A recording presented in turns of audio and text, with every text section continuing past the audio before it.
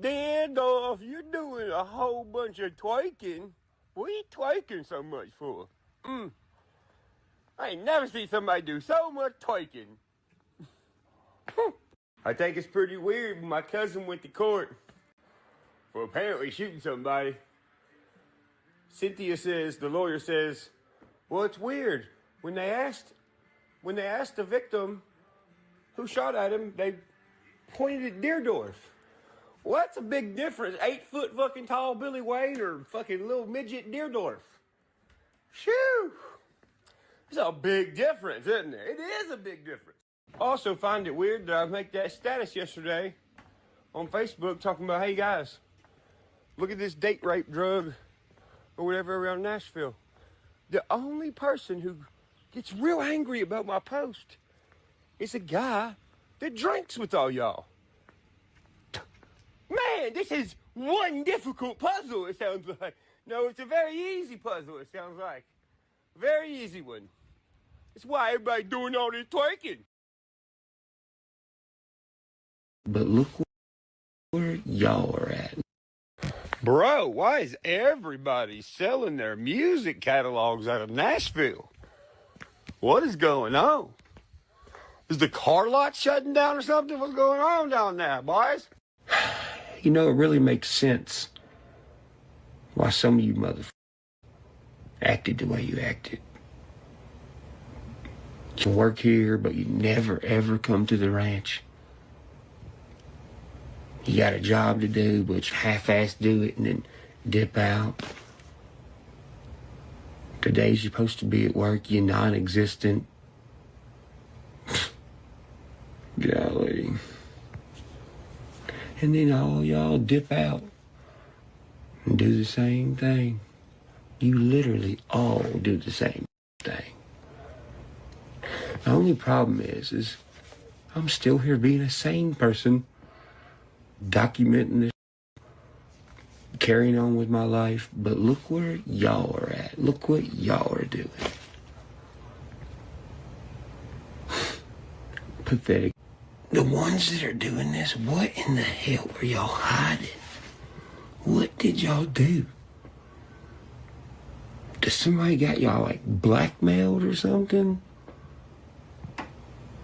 Is this why everybody's always like, Church, come downtown, come out with us? And I'm like, nope.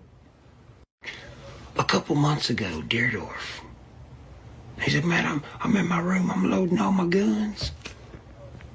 I said, for what?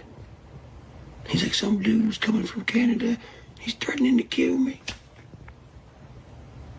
I said, well, that don't sound like you to be worried about something like that, right? Then what did you say to me? Didn't you say something like, what did you say? Oh, you said, somebody's gonna come in your house and kill you. I said, no, that's not. Good luck with that. And he says, oh, dude, I could totally sneak in your house and kill you. Once again, no, you couldn't. But what the Adam Calhoun said something very similar. Well, I mean, hey, to each their own. If you want to think somebody's going to come kill you, then whatever. But I'm not worried about that.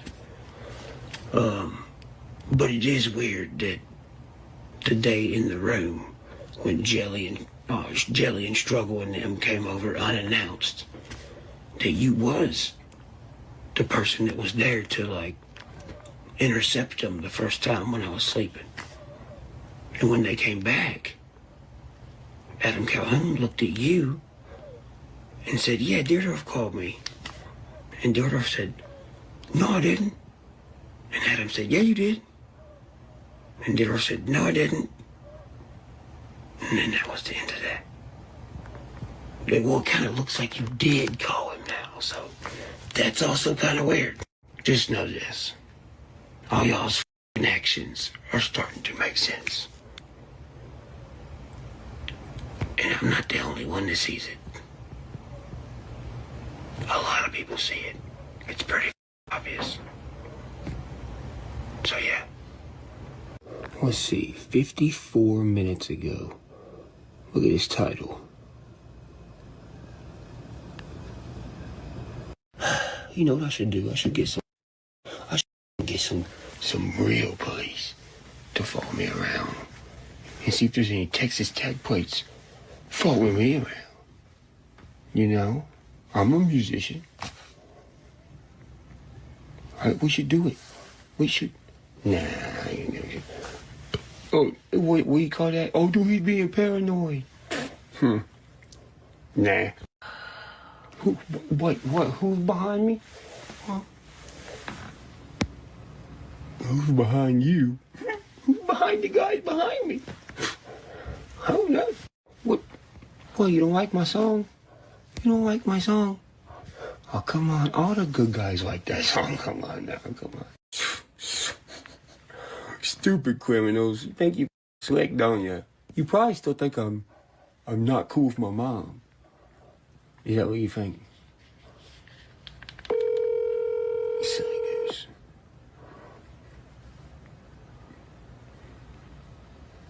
Hello? Hey, Mom, what are you doing? Hey, baby, just got home. I went and got some snacks and stuff.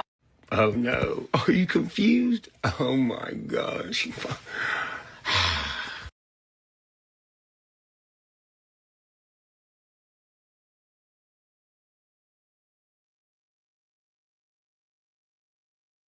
Well, doesn't this shed the light on a lot of things that I warned everybody about 3 years ago? And it's a sad thing to see. It's a sad thing to see. Let's finish it up here. Out here working on the Ranger. Or wait, I don't want to do that one yet. Let's set that one up a little bit. You know, there were a couple of frightening things that I heard in those clips of Ryan there. One is, you know, his paranoid state is really starting to peak. And two, although he's reconciled with his mother, which in a long-term thing is good, that's something you'd want to see. But right now, it's the worst time humanly possible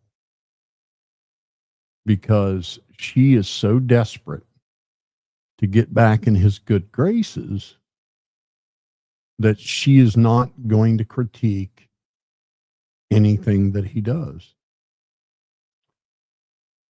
He'll just continue to enable. And so you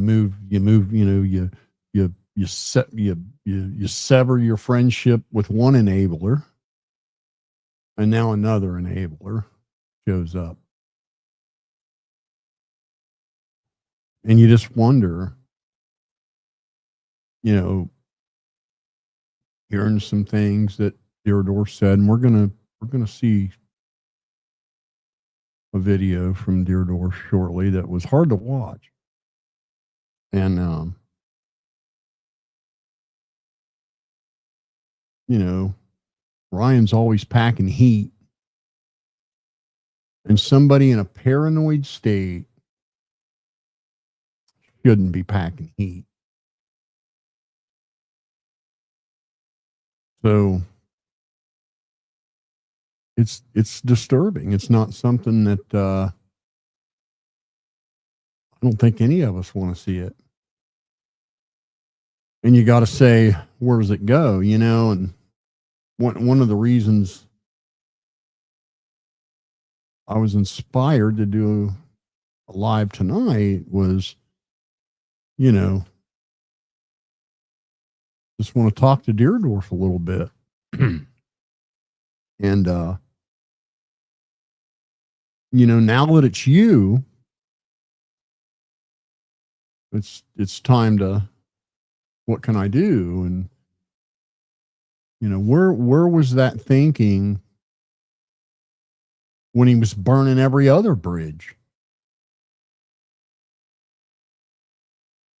You know, I think you are genuinely concerned about him. I think you are genuinely in his camp and want to see him do well, leave a legacy, all those things. But you also are an enabler and have been an enabler for quite a while. And now the enabling has turned on you.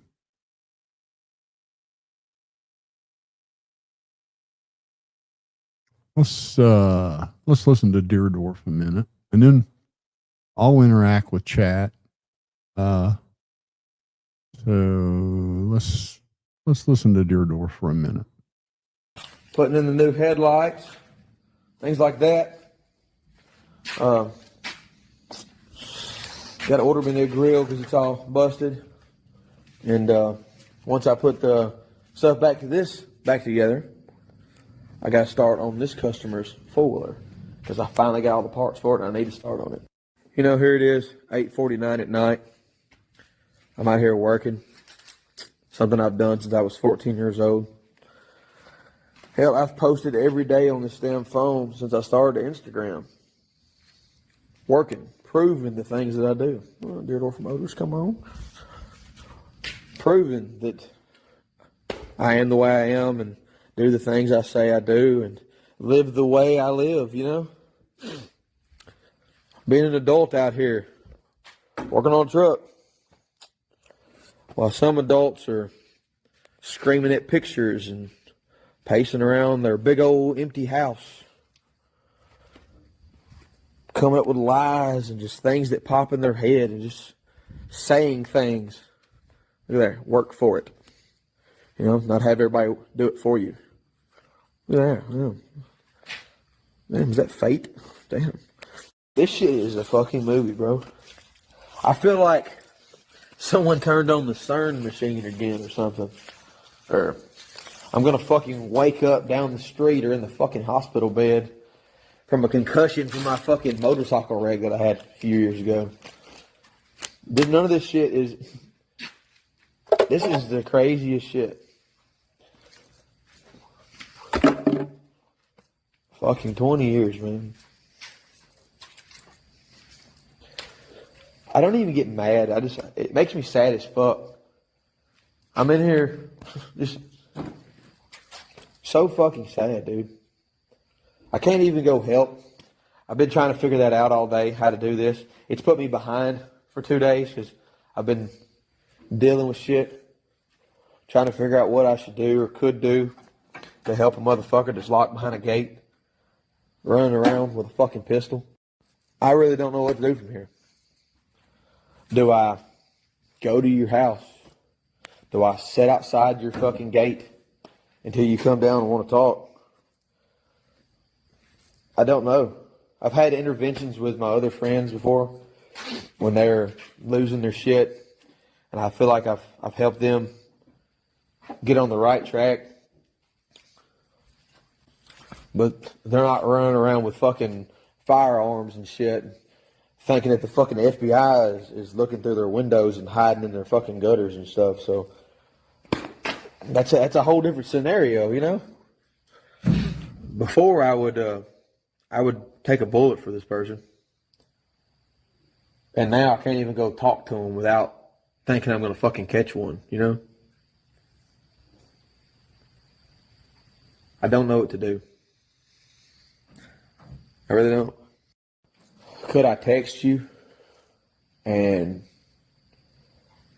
hopefully you'll text me back and have some reason and whatever? I could, I guess.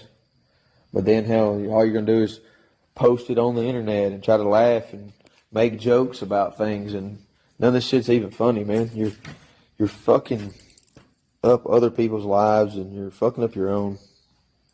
And being that you live in this fucking virtual internet world and you think that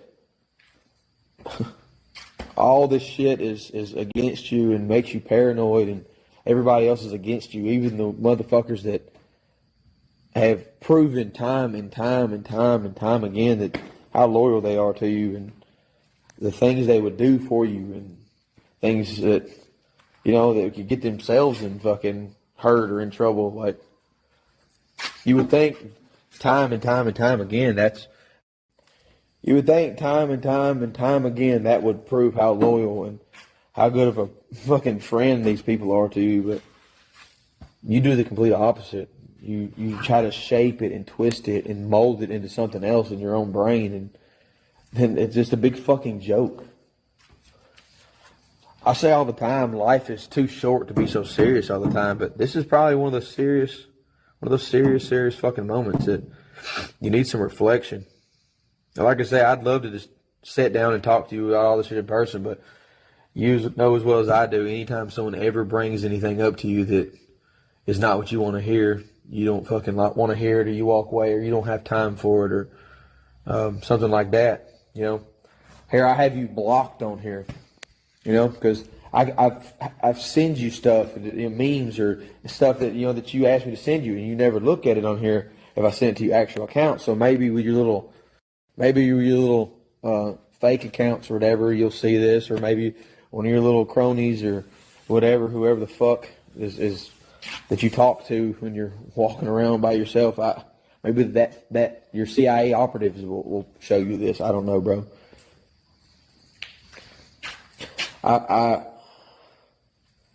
I tried to be mad about some of the things you say and have done. I try, but then and I'm the kind of motherfucker that you know this, that I don't show emotion. It turns straight to anger, and I've really tried, but I mean, when you're fucking someone that you considered like your brother for 20 fucking years, dog, like, this shit's fucking sad. Fucking sad. And like I say, bro, I'd love to just tell you all this in person. Love to. I never thought we'd be here like this, you know? Never thought it. This is my Instagram that I post. Working on shit, laughing, cutting up, joking, and building shit, and always being happy that I'm building things for you. And shit for tour. Like, we ought to be fucking doing shit for tour right now. Fucking building sets and, you know, being hype about things. And this is just, you always wondered what would make you retire, or when you would retire, and stuff like this. I think this is probably the end. It's all self-inflicted. And I feel like, I mean, hell, you're probably going to take all this and turn into some big-ass fucking joke and laugh and fucking cut up and this and that. But, you know, you've always told me that I always like I can tell the fucking future when you're the people you deal with or the things you're doing. And you always say, next time, I promise I'm going to listen to you. Next time, I promise. And then you don't. Then you don't.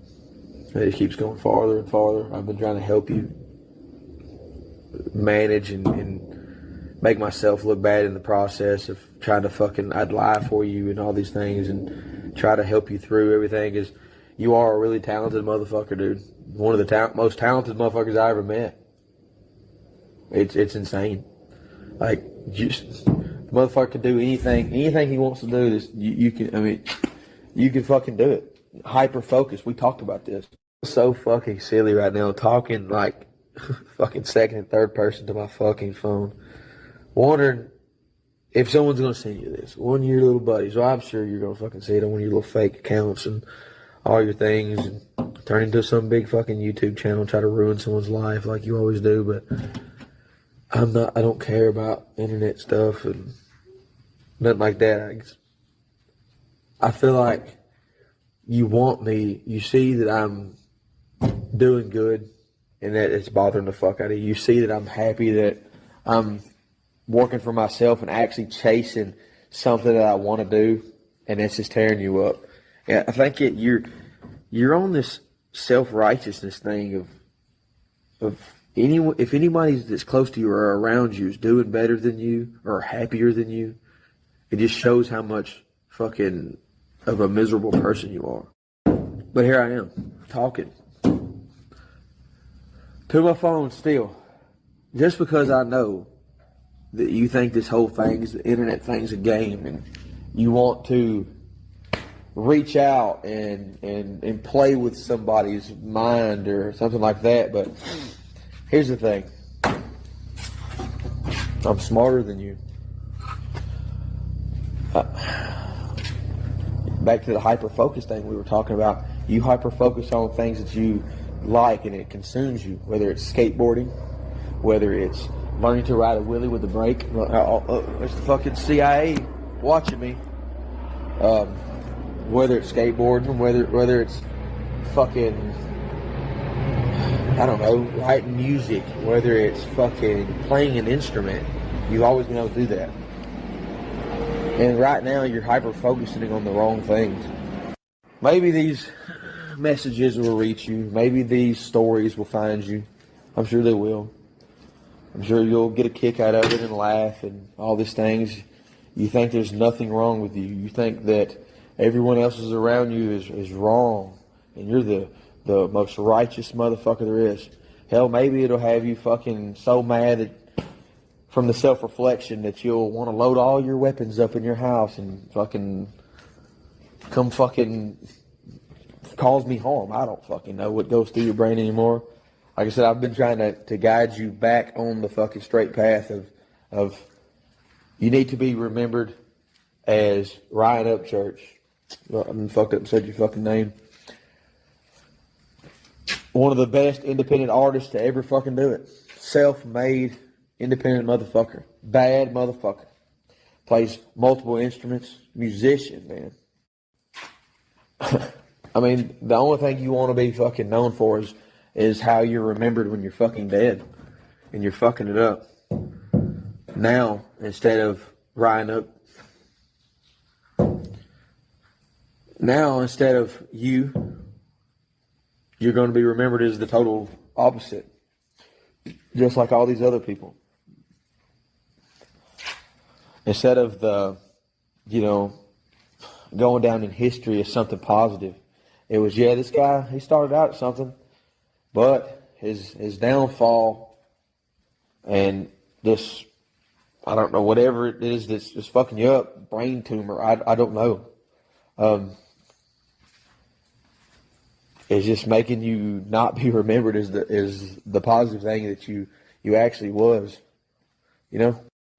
We had this conversation. I said, hey man, maybe let's not focus on other people and other people's lives. You ought to just focus on you, bro. Like, focus on the music that you do, your fans that you do, your family. Focus on that. Stay off your phone. I told you, let's go hang out with me, bro. Like, when I come over instead of work, hell, let's just hop in the truck. Let's go do something. Hell, I think I even asked you to go fishing, and I fucking hate fishing. I think I asked you to go fishing, man, and you didn't even want to. I'd invite you to every event I've ever done. I try to get you out of your little fucking insane asylum that you call your fucking ranch that has no goddamn animals on it. Like, I feel like you was better before you moved there. Oh, I know. You'll spew lies and whatever pops in your head or whatever twisted, mangled fucking thoughts that just spew out of your mouth will probably be the fucking reaction to every bit of this. Whatever, man. You know, I told a bunch of people today that I was going to come down there and I was going to fucking sit at the fucking gate and wait for you to show up. And all these people told me I shouldn't. You shouldn't give a fuck. Fuck him. This and that. And I'm like, dude, I can't. 20 years of my life of being my best friend, at least I thought we was best friends.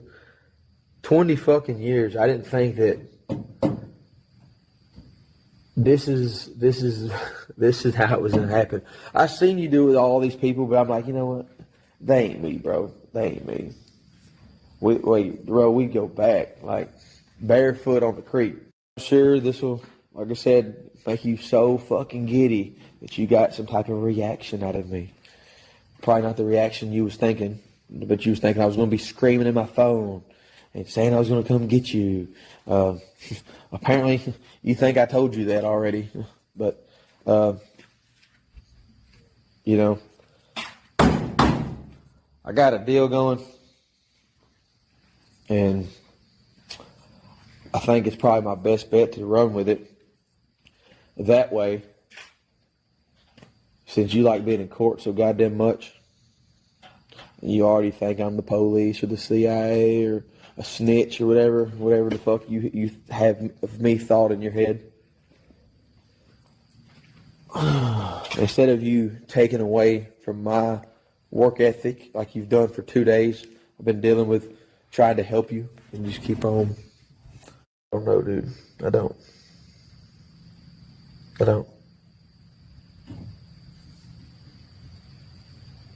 If you have a problem with me, whatever it is, I mean, your jealousy of me, your whatever the fuck it is, if you just want to fight it out, like fucking men do, we could do that. And leave your little pistol in the fucking truck or at your house. Whatever, I mean, if that's gonna make you feel better. But at this point, I'm trying not to worry about what the fuck you got going. I'm trying to worry about me and the things I have going.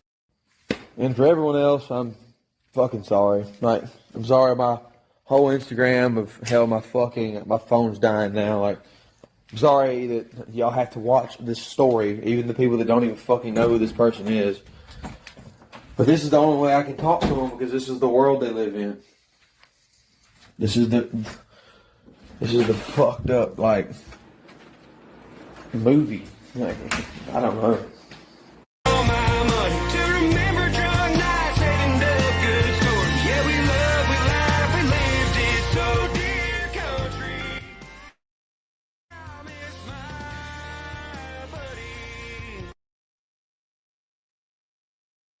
So what do you guys think?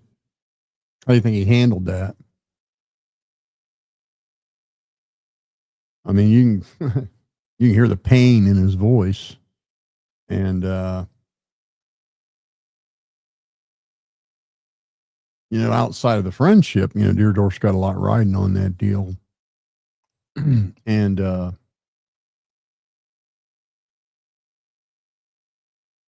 give you a little bit of advice, Deerdorff. Don't respond to anything he says online. Because all he's going to do is just come back, telling secrets that might embarrass you. I mean, that's going to be his response. That's where his head's at right now. And, I've been through this with 3 people that were very close to me. And I can tell you, man, there's right now, just don't respond. The only thing you can do is make sure that he unequivocally knows that you're his friend and his ride and die. And although you can't support him with what he's doing right now, whenever he's ready to change it, you'll be there. That's all you can do. That is literally all you can do. Any other thing will just make it worse. And I absolutely hate to see that of all the time, that now is when he's communicating with his mom again, because she's just going to kiss his ass. I'm not trying to say this to be mean. It's reality. she wants back in his life desperately. And she's not going to say one single thing that he could even misconstrue as criticism. So all she's going to do is just enable. She's going to tell him he's right, he's the victim, and agree with everything he says. And that's just what he needed, was another simp. That's just what he needed right now, was another simp. And Patty Lynn, if you've got any sense, you'll get with Deardorff and Cousin Billy, and you guys will figure out a way to get to him and get him some help before this ends tragically. Because I'm telling you, that is where it is headed. I give it 3 months and he'll be paranoid about Beth. As you run out of people to be paranoid about, you invent new people to be paranoid about.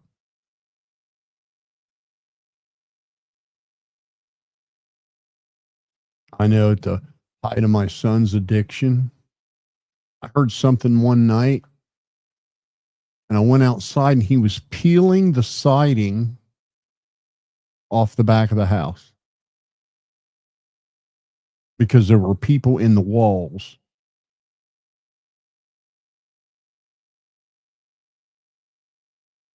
And his eyes look exactly like Ryan's. I mean, exactly. Ryan, every time we've seen him for the last 3 years, his pupils have been dilated 100%.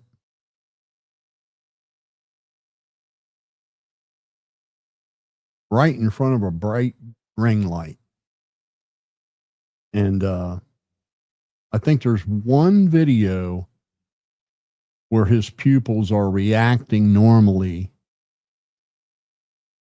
to the light in the last 3 years. And you've been there that whole time, Deardorff. But now that it's turned on you, how do you think Adam Calhoun felt? Well, I guess you know now, Robert. I guess you know how Adam Calhoun felt now. Somebody else that was just a loyal friend that every time you heard him speak, he had something good to say about Ryan. And maybe stuff was said off camera somewhere, but you know what? Who cares? Publicly, Adam Calhoun was as a loyal person could be.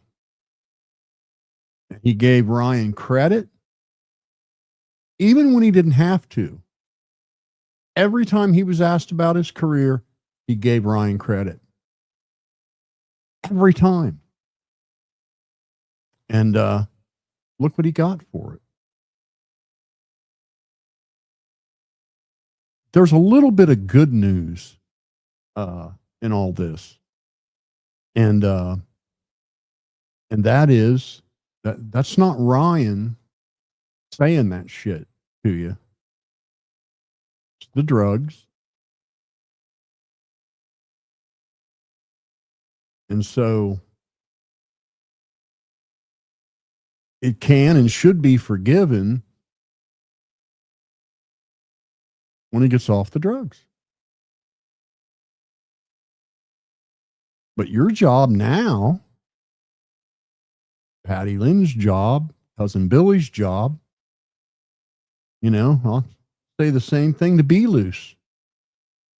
You like your job, don't you, Be Loose?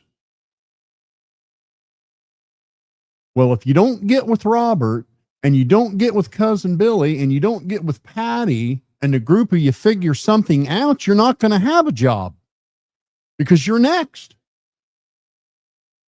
You're next. I'll bet whatever you want to bet on it right now. I've been through this 3 times.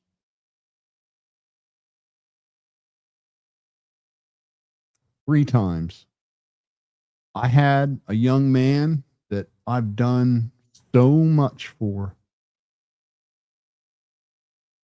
Done so much. Sacrificed so much. Spent so much. Stand on my porch and tell me I never did a damn thing for him.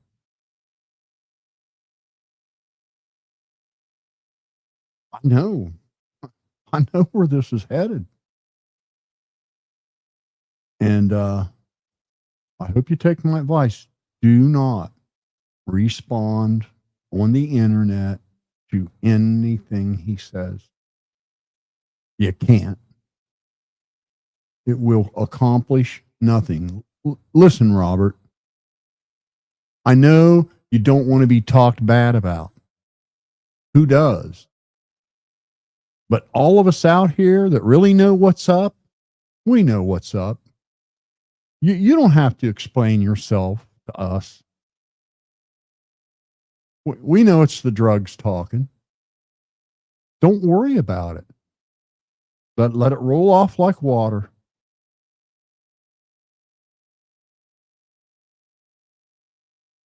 And do everything you can to get a plan together to save your friend before it's too late.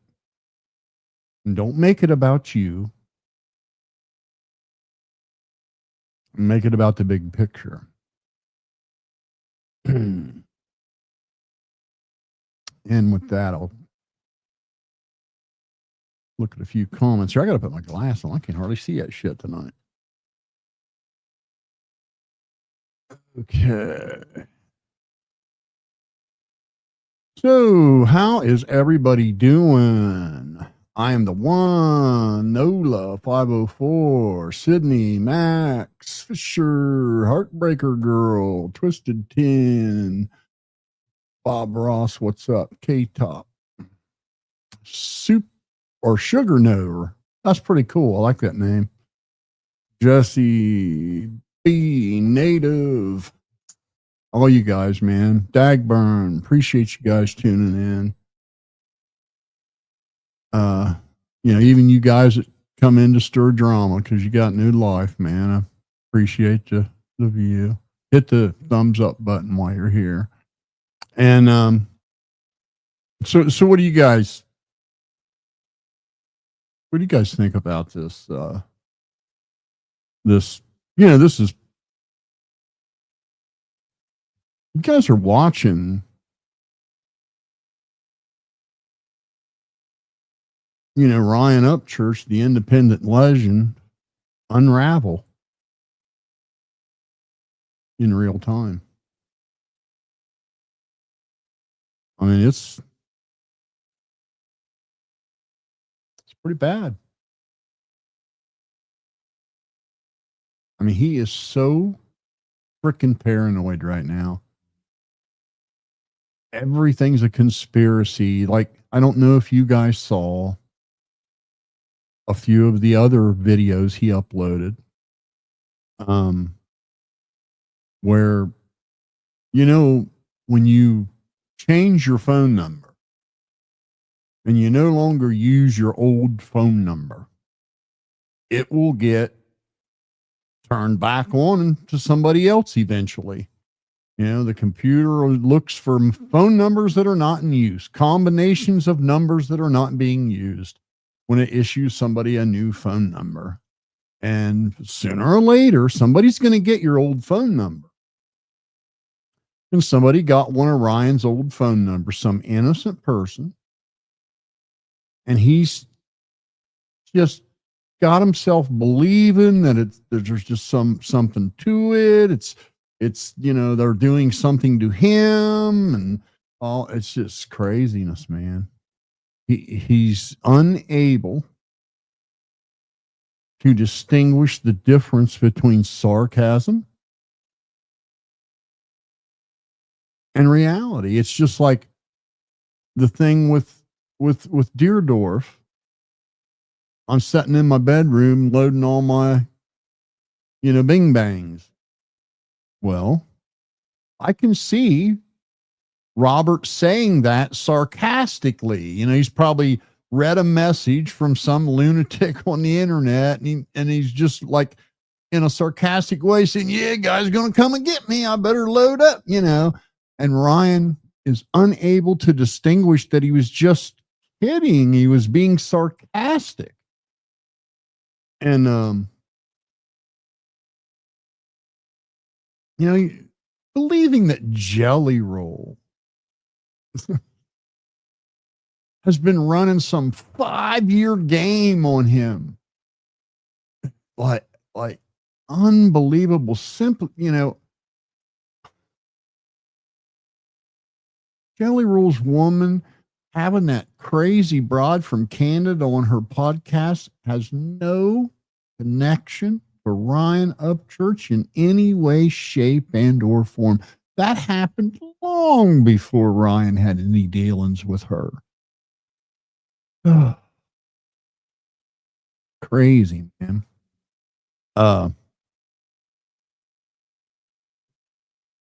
Listen, okay, Joe, there's enough right there. Okay, I'm gonna straighten you out and then you're gone. Okay. I don't care what Martin does. I don't want to know what Martin does. I don't watch Martin. I don't listen to Martin. There's not one single thing that would ever come out of his mouth that would interest me in the slightest way possible. If I was bored and the only thing that I could watch was him, I wouldn't watch it.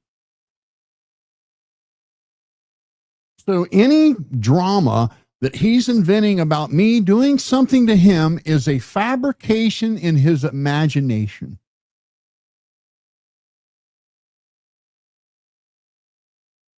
And anybody that's got a mind as filthy as his, that he can't even look at a post about some talented kids playing music without trying to sexualize it,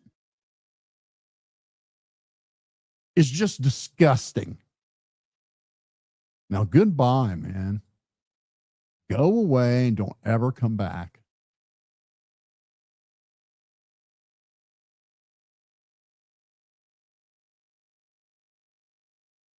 Patrick Patterson, you guys see that? You guys see that chemistry set back there? Patrick Patterson took a screen cap of that and made a community post asking if it was young people porn. I'm serious. That's how filthy those two's minds are. What is it about like psychotic, mantic, schizophrenic people that they are hyper sexual? Because Martin, Wade Deaver, Patrick Patterson, all three of them extremely hypersexual people. Everything has something to do with sex with them. And I am sick of the kid stuff.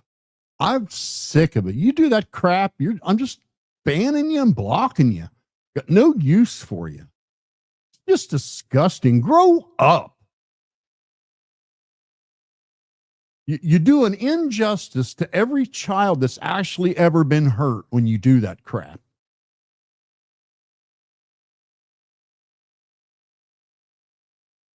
And if that's what's on someone's mind 24/7, it's concerning. Very concerning. They probably ought not be around kids at all. If they can't get that out of their head when they're looking at some fifth graders playing music.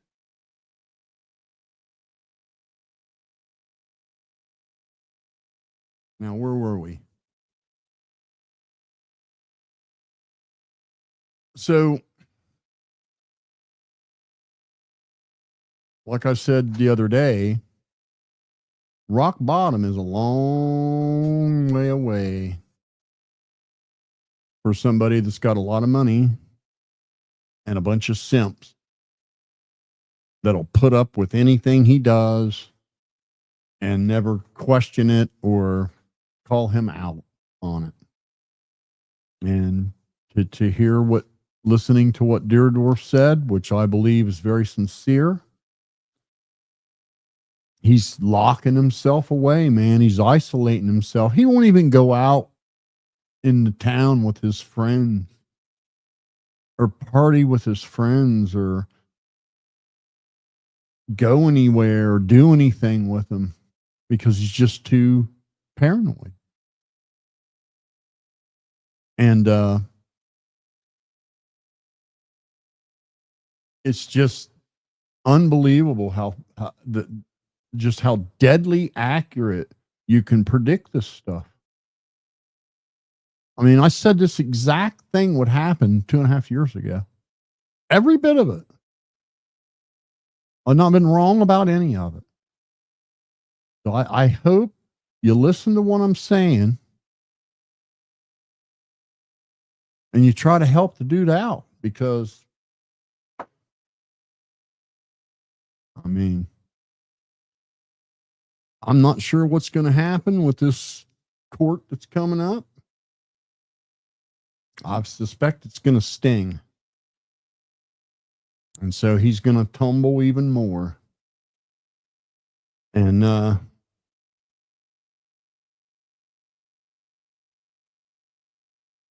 mean, that was the worst thing he could have done right now while he's in this state of mind. Put out Creaker 3 and have it be so damn horrible.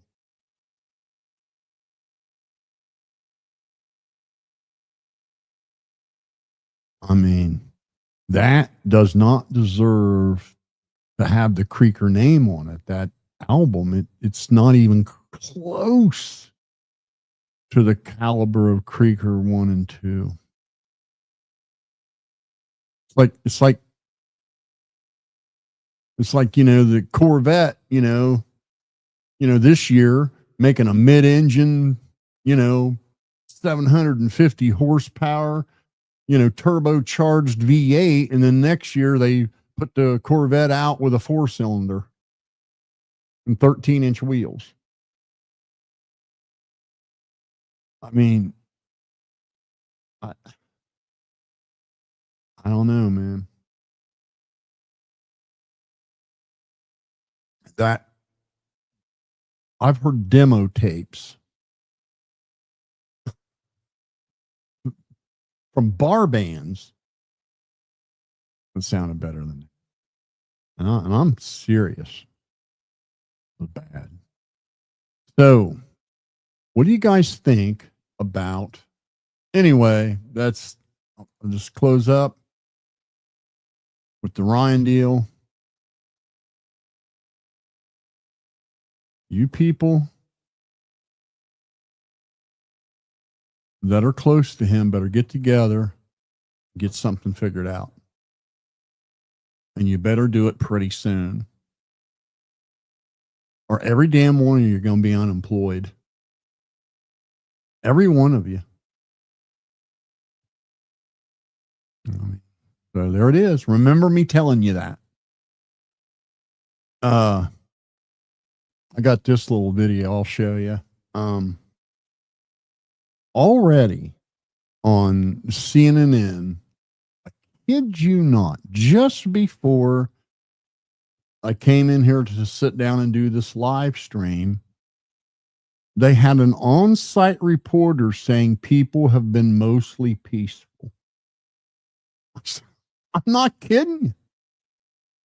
Democrats have not learned a single thing about why they're in total decline. Legacy mainstream media has not figured out or learned a single thing as to why they're in rapid decline. I mean, what a blatant lie. And I don't know how they look into the camera as a journalist that went to school to get a journalism degree and just lie, just flat out lie lie to people and think that they can keep their credibility. Now, of course, there's always a handful of simpletons that will believe what they say. You know, the same way you got simpletons that were just right here in my chat the other night that have some idea in their head that Elon Musk would have access to some top secret Epstein list that nobody else has seen. I mean, people will believe the damnedest stuff. And so I guess that's why they do it. But I would argue their audience has shrank tremendously with the amount of people that are willing to sit there and be lied to at that degree. You know, mostly peaceful protesters. That's what the CNN reporter said. Let's have a look. These are bricks that showed up a day before right across the street for this spontaneous protest. And in a minute, we'll see those bricks being used.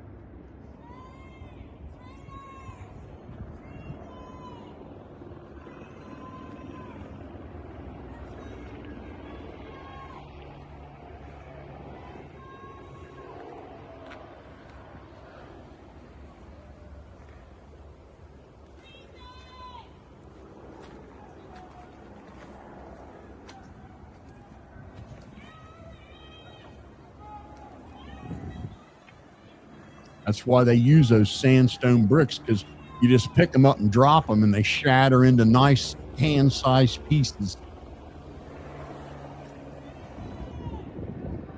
Look at them. See the pieces laying up there? Look at all the pieces laying in front of them people. They're ready to go, man. Boom, there's some of them now.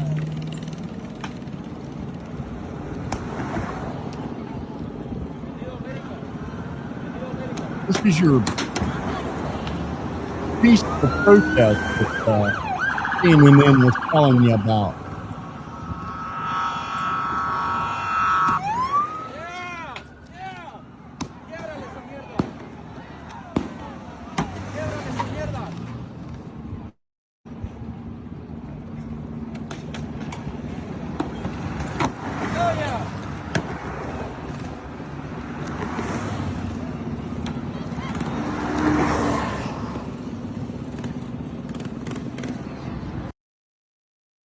Watch as the person in front falls and hits his head on the ground, and that just seemed like it was an injury. But then these agents then moved aside and then immediately took off, and we watched these agents. So this is what's left of our work car. We had it parked near the scene. Obviously, we got here right at the beginning before we knew it was going to escalate to the situation that it got to. This is a brand new news truck that we just got. Looks like the tires were slashed. They busted into the windows. I'll see. Our personal bags were in the car. They stole all the stuff that was inside. There are some things here. Looks like they took cinder blocks through the window.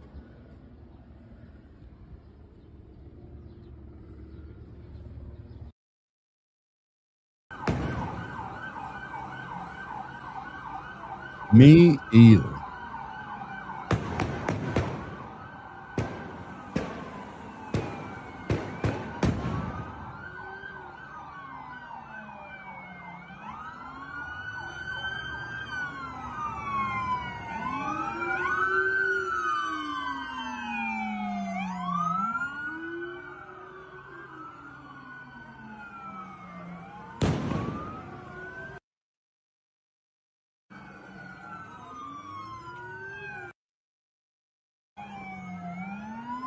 No, too many of us are packing and they know it.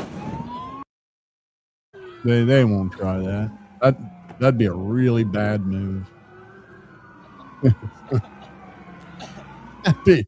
Everybody my age I know is packing. Everyone. I don't know one person that isn't.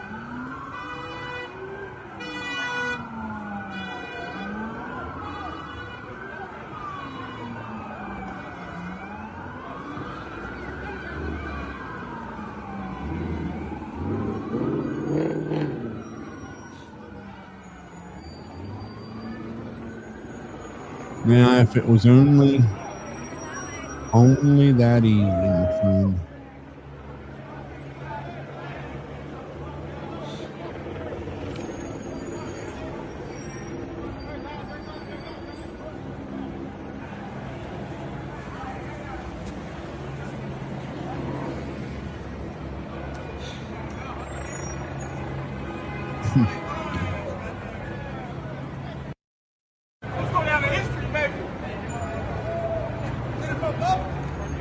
Oh, that's cool.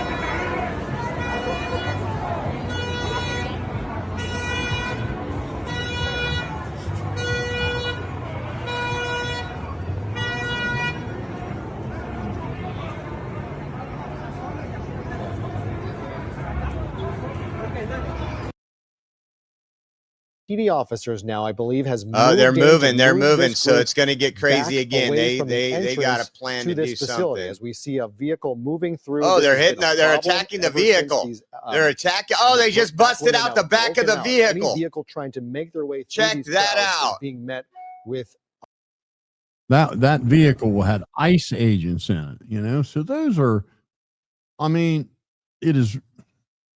I hope we see some arrests. They've got to make an example out of these people. If you or I threw a brick at an FBI agent or an ICE agent, what would happen to us? I mean, we saw what happens to our side if we even get a little bit out of hand and break a window and walk through the state house and very respectfully say a prayer and leave. Yeah, you get taken out point blank, unarmed, holding a flag.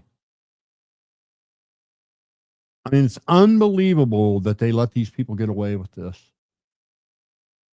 I mean, I'm of the belief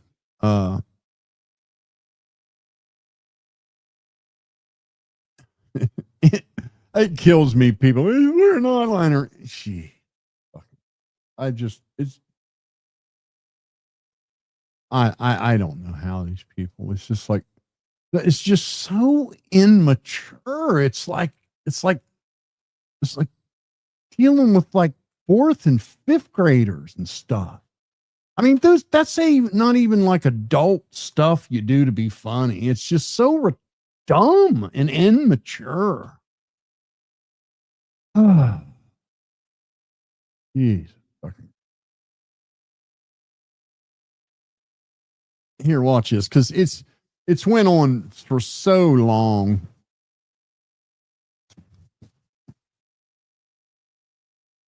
Anything on there? You fucking simpletons. I see that comment every time I do a live. Sorry, I'm just naturally handsome. I got good, sharp lines. I mean, sorry that bothers you so much, man. Stop dreaming about me. I'm taken. Anyway, so I guess anyone that says that from now on is going to look stupid, right? Because it was just proven completely wrong, right? Shouldn't have to see it anymore. At least not around where there's adults and stuff. Maybe around a bunch of kids on the playground. But yeah, there's, it's just immature. I mean, how old are some? I mean, surely all you guys are at least over 18. At least.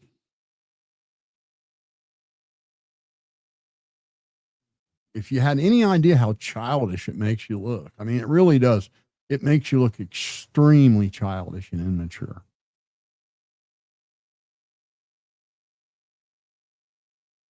I mean, if you can't come up with any better, insult or dig or trolling than that, man, you better give up. Oh, I gotta wear an eyeliner.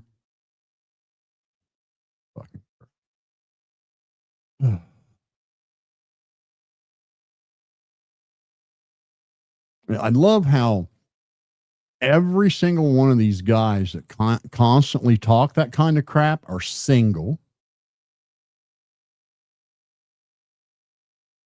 You ever find that funny? Every single one of them that say that kind of stuff have no woman in their life. Wonder why that is.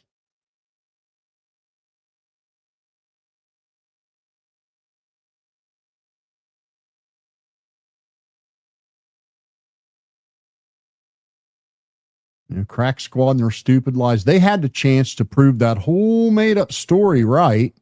I offered to meet them at the courthouse and walk in there on camera, and they were all too coward to show up and do it. And you know why? Because you can't make up fairy tales live on camera. End of subject. Bunch of little sissies.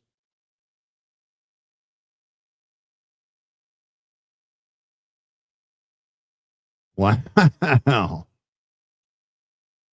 That ought to make for some good neighborhood entertainment, huh? Jesus.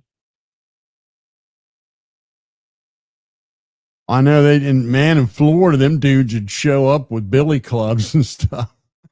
Probably. I just,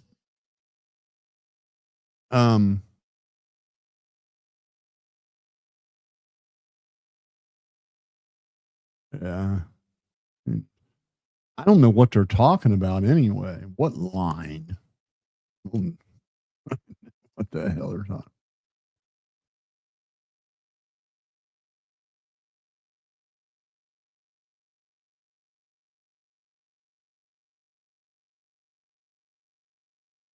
I think a year ago it was I was wearing makeup on every live stream. I don't know, man. I don't know. I mean, I got my own tanning bed. Beyond that, I don't know what to tell you. But I've never in my life looked at another man and tried to figure out if what he was wearing or if he had eyeliner on or what kind of shirt they have on or anything. I've never in my life done that. Because it's gay. Only gay people do that. There's no way a straight man would do that. And in this case, very immature gay people.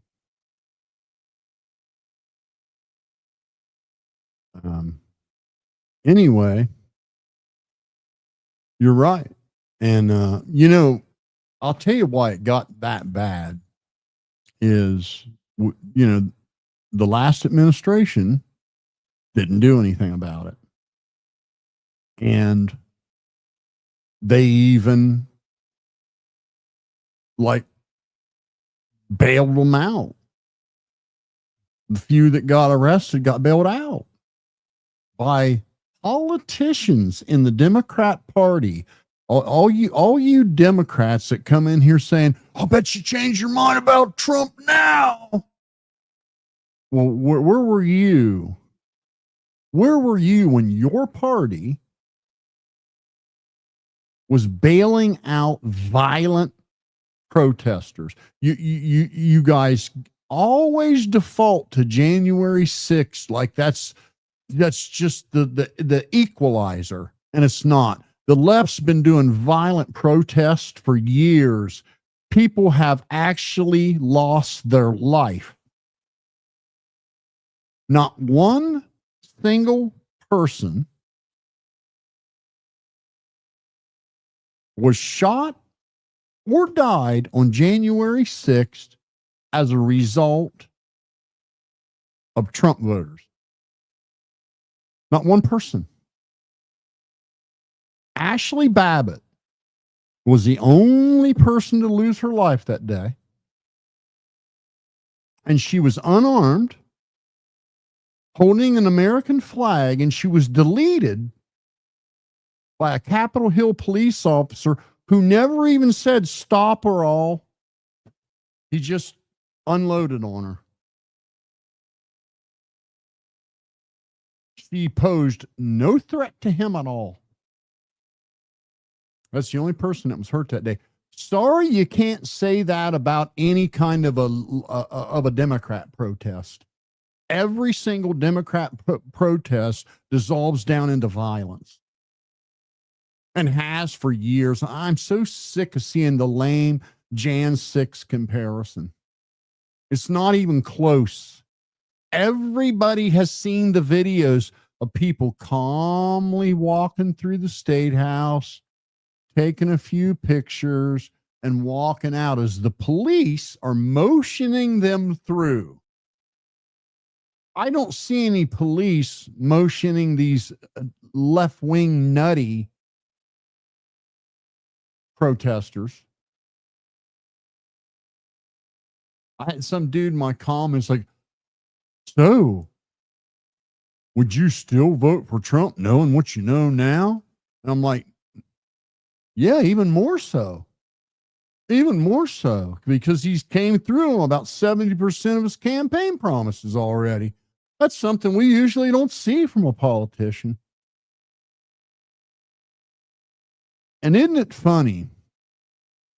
Every single Biden voter I've ever came in contact with, every one of them, cannot name one single policy passed into law under the Biden administration that improved the quality of their life or made the country better or made the country safer or created jobs. You can't name one policy that was good for your future and the future of your grandchildren. Not one. All of Biden's policies were anti-Trump policies and foreign policies. He did more for other countries than he did ours. He gave more money to other countries than he gave to ours. And there's something I have never been able to get an honest answer from a Biden voter. You know, in 2020, when Joe Biden was sworn into office, the national average price for gasoline was $1.90.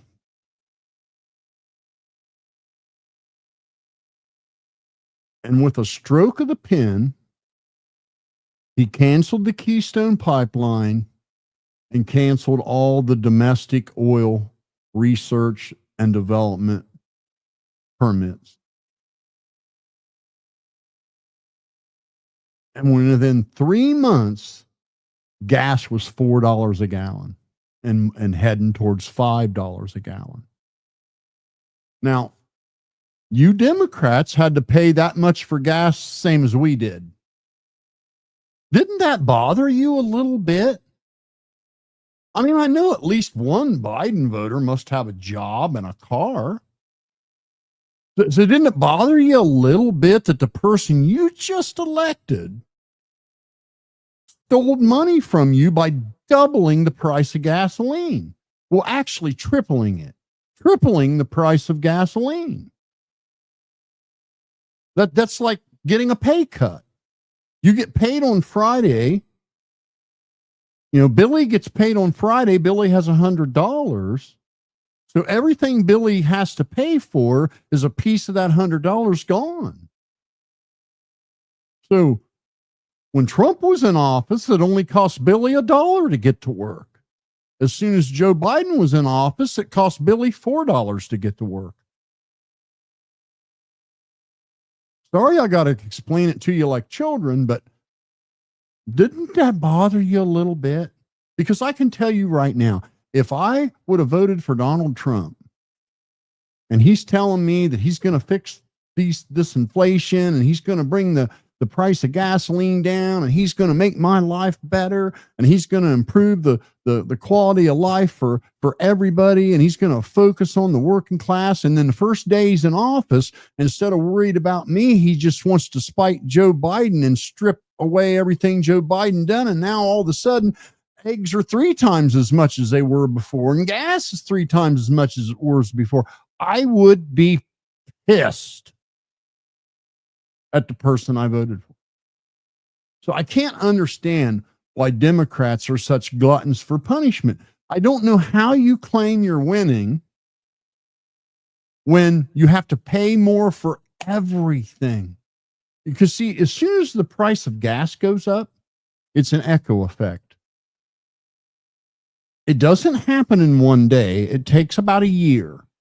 But if gas was $5 a gallon suddenly today, a year from now, we would be headed toward a recession. I mean, a nasty one. Every time gas goes above $3 a gallon and stays there, the economy starts to tank.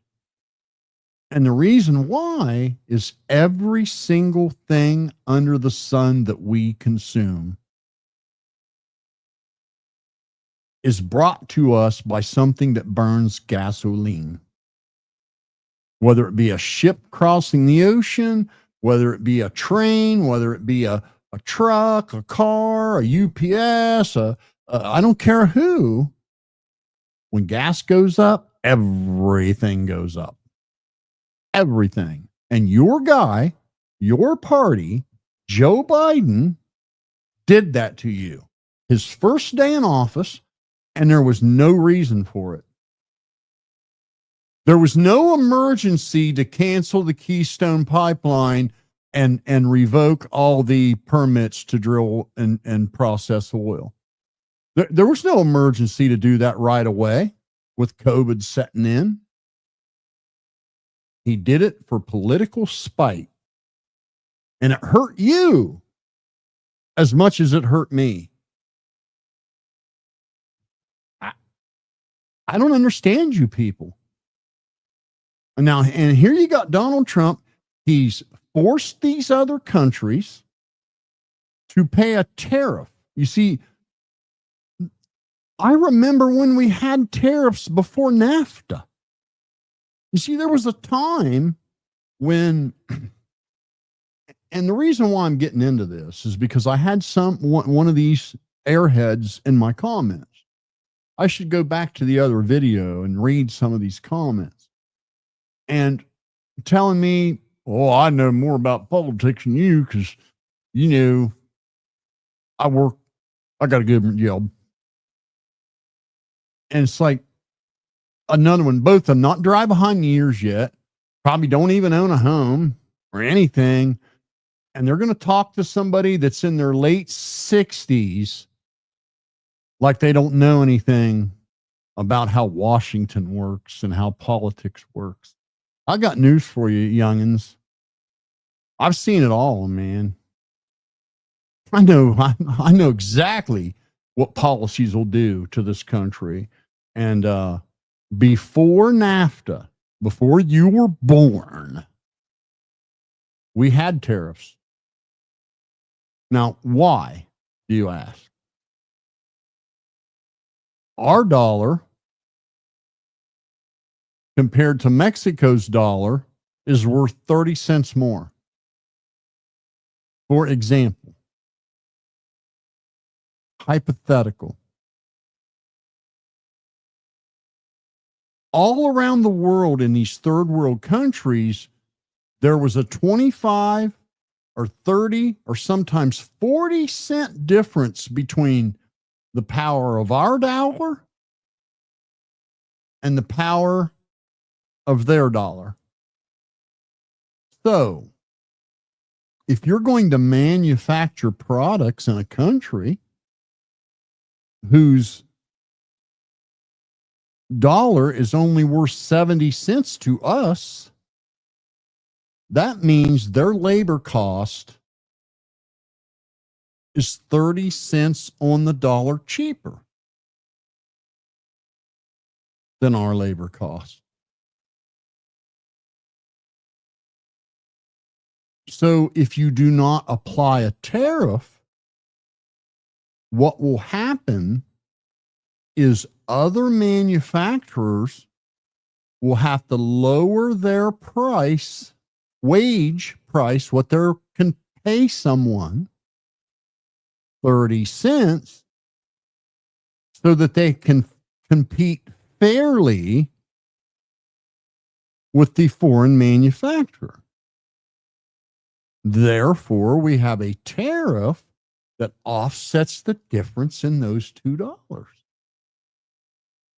Right? And that way, our wages don't get pushed down. And our companies can compete on a world stage with the same cost of goods to manufacture. You know, when you have a product that can be sold here and it costs here to make it, and you raise and everything in between, it is the profit you get to keep. If the cost of goods goes up, only two things can happen.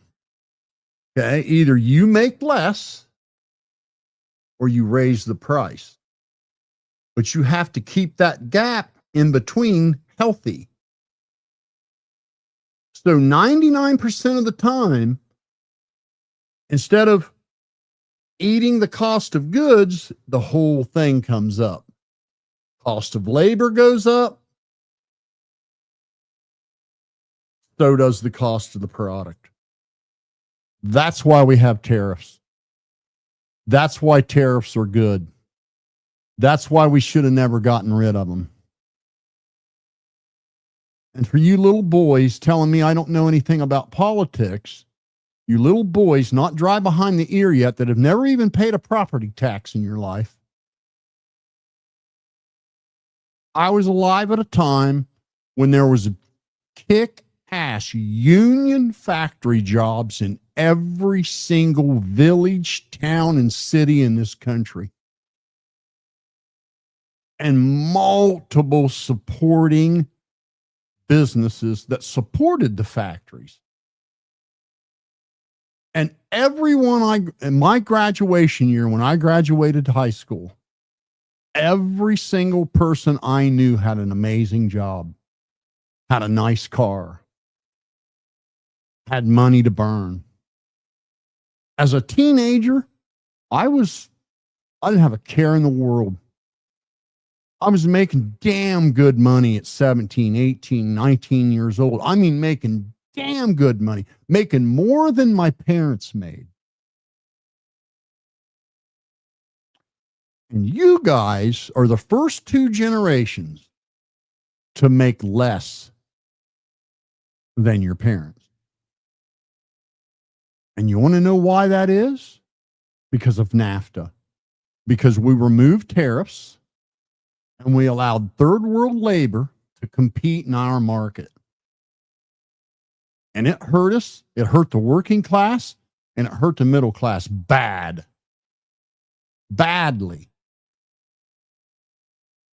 You literally could hear a sucking sound as all of our factories were packing up and leaving one by one by one by one. The town I grew up in had 3 glass factories, all union, killer places to work, awesome retirement, overtime. At Anchor Hawking Glass, they ran meter covers, which are the glass lenses that go over top of meters. And we would run bonus on those if we got so many done per shift. There were sometimes my bonus check was more than my paycheck. And everybody had these kind of jobs. Everybody could buy a home. Everybody could have a car.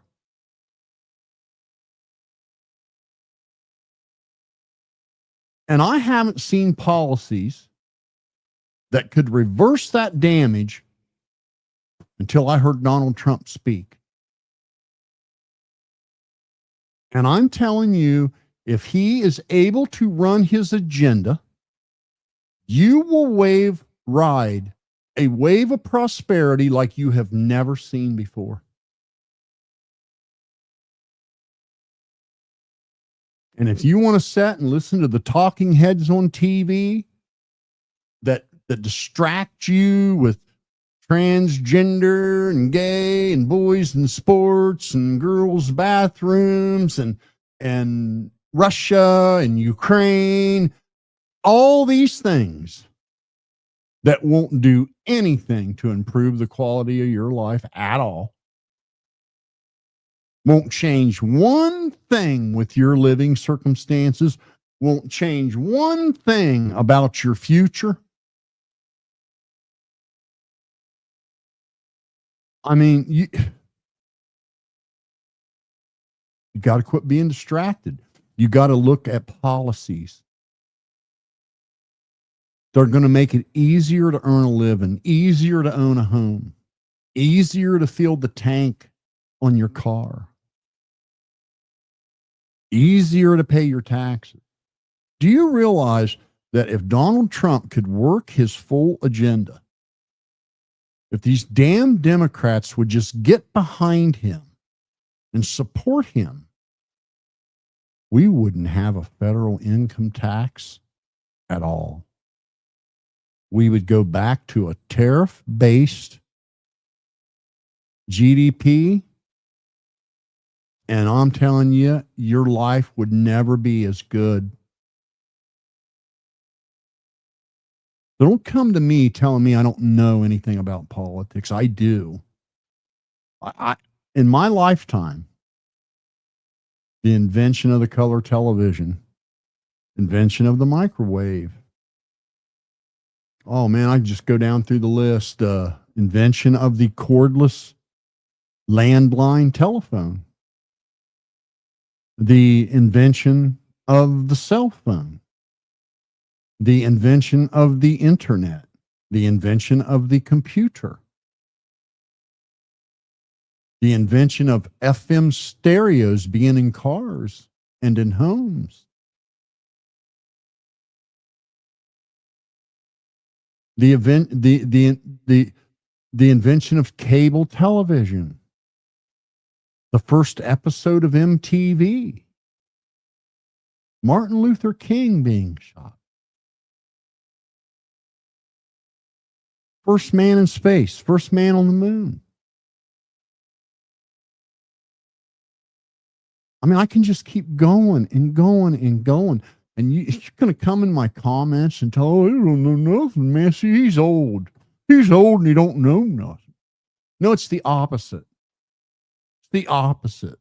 Someone 3 times your age knows 3 times as much as you because they've seen 3 times as much. Dealt with 3 times as much, been through 3 times as much. And I'm telling you, Donald Trump knows exactly what he's doing. He's doing it because he wants you to do well. It's a totally selfless thing with him. And I don't care what you've been brainwashed to believe. It's nonsense. The man could have just retired with his billions of dollars and jetted around the world with his beautiful wife and lived it up. Instead, he's volunteering his time to make your life better. Doing it for free. Working for free to make your life better. And the cuts to the government, the nonsense about cutting Social Security. The Democrats have been claiming that Republicans were going to cut Social Security since the invention of it. And guess how many times Social Security's been cut? Never. They're getting away with the fraud, waste, and abuse. We have people on the Social Security monthly payroll that are 150 years old, supposedly. There's people on there that are 1 year old. There are people on there that have been deceased for 30 years. And somebody's cashing a check every month. That's what they're going to cut. And once they're done cutting that, the people that are on it legitimately will get a massive raise. Now, they're not going to tell you that on MSNBC and CNN. You're never going to know that. They're going to tell you doom and gloom. Doom and gloom. Ukraine, Ukraine. Russia, Russia. Gay. LGBTQ. Trans, gay. LGBTQ. Russia, Ukraine. You're never going to hear about the things you should hear about.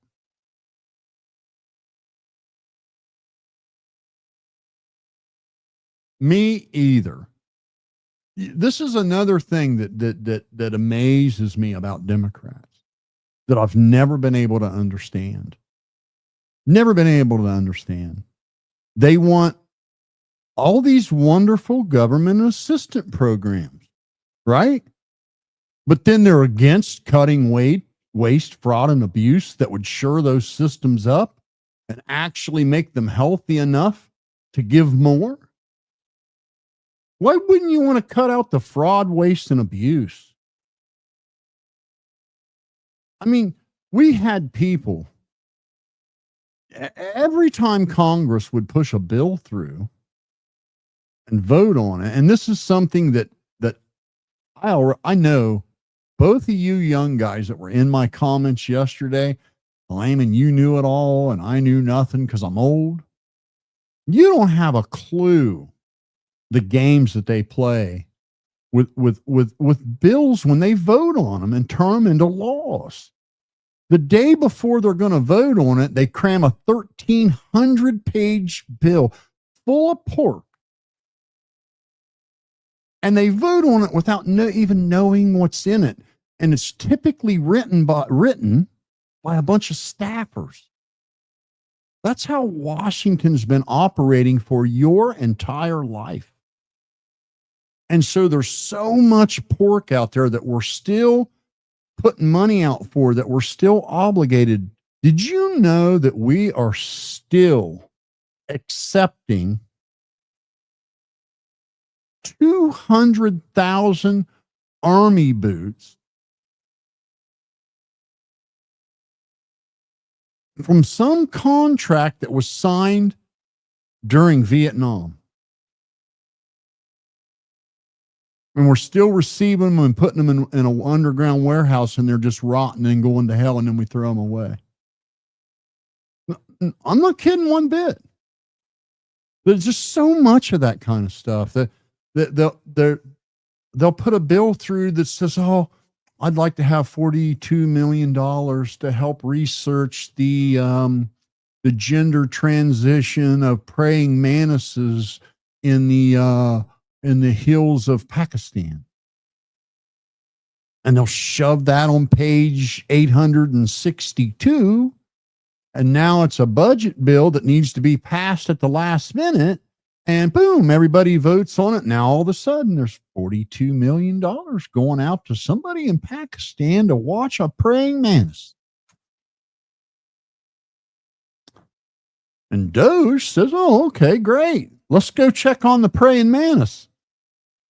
Nobody knows anything about it, but the money's being sent out every month. They had a program that was for raising some kind of, I think it was a goat or some kind of bird or something. I can't remember the animal. But it was $16 million twice a year. We've been putting it out since the Obama administration. And so they said, hey, that's great. Can we see one of these animals? Nobody even had one. But, oh, well, can we check on the office and the where you're doing all this research and work? And it was a P.O. box.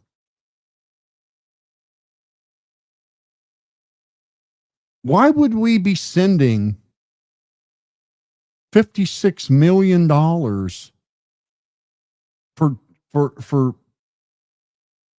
trans studies in Qatar? What concern is that of the American taxpayer? So when you get paid and $110 of your check was ripped right off the top, just know that part of that went to pay for some gay bottom boy to pretend like a girl in Qatar.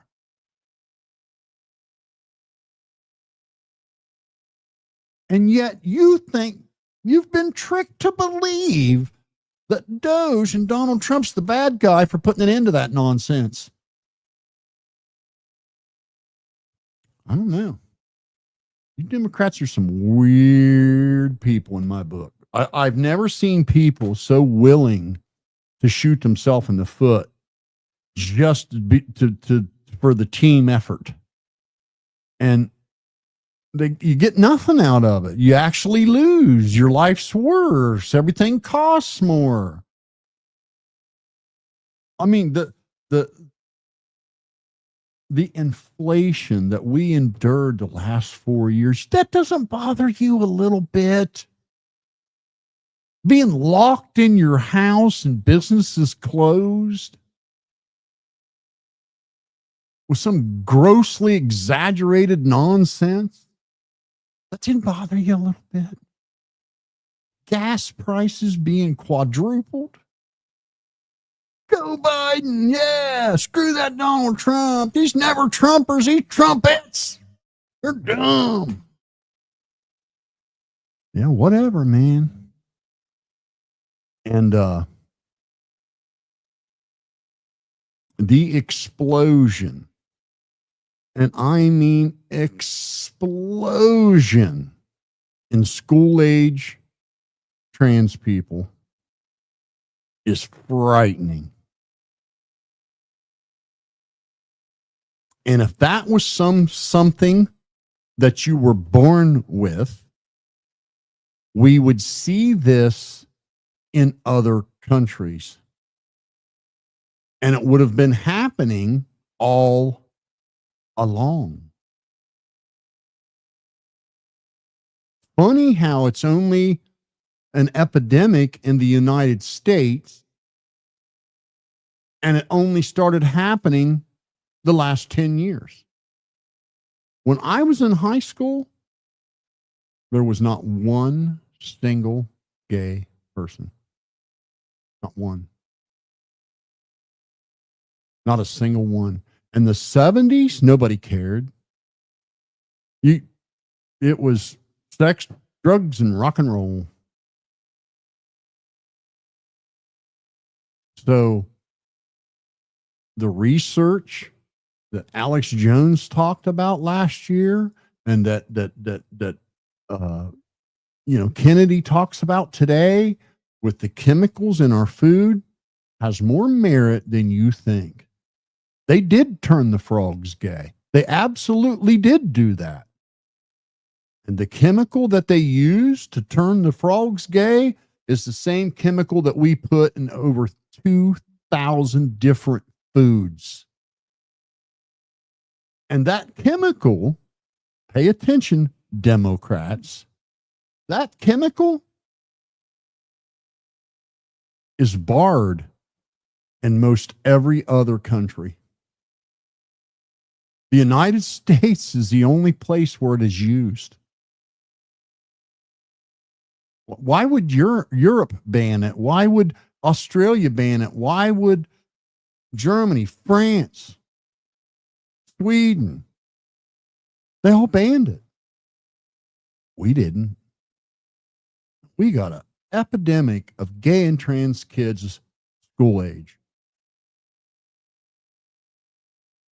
The other sickening thing that I can't believe doesn't bother Democrat parents is this open access.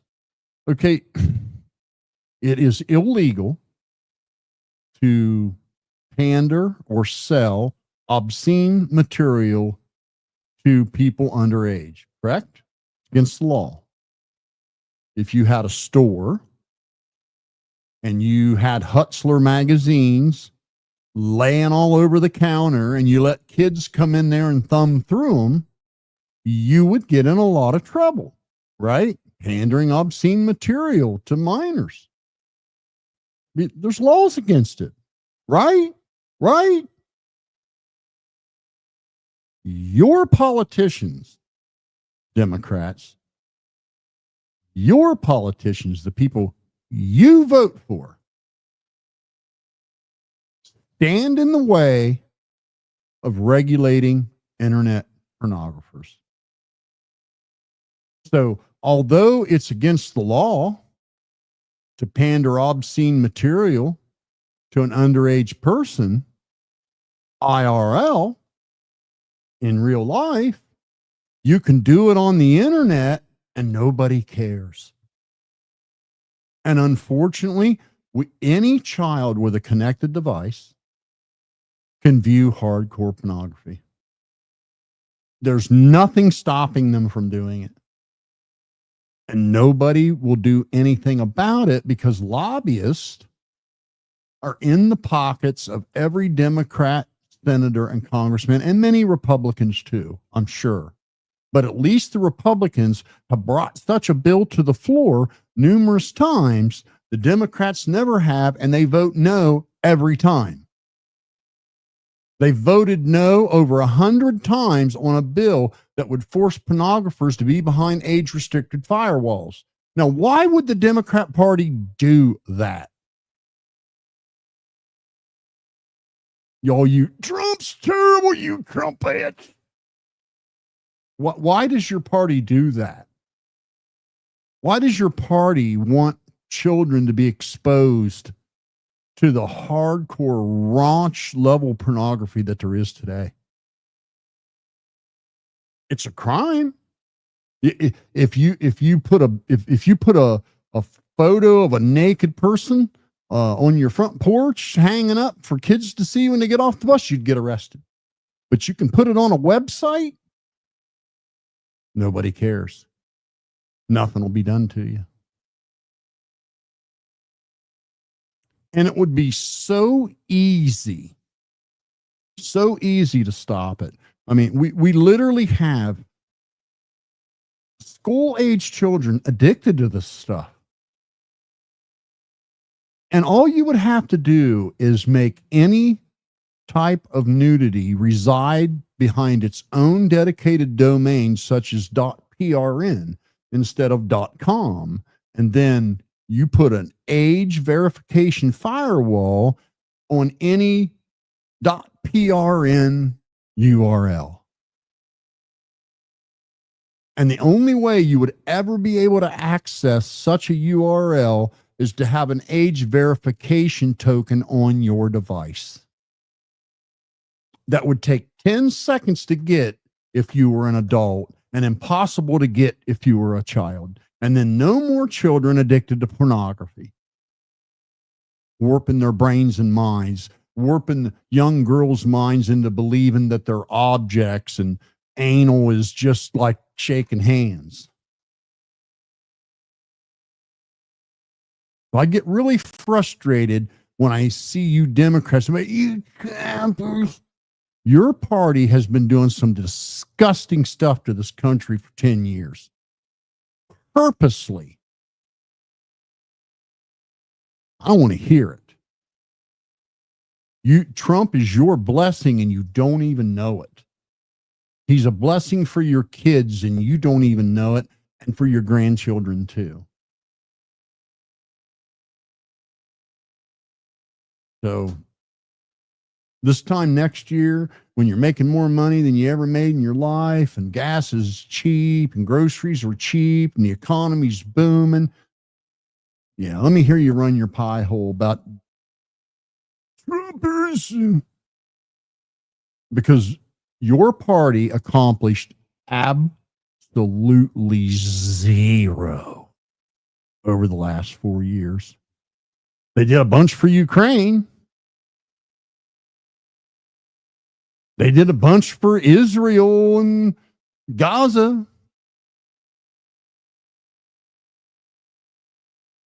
They did a bunch for 2% of the population You people got to get up and go to work every day.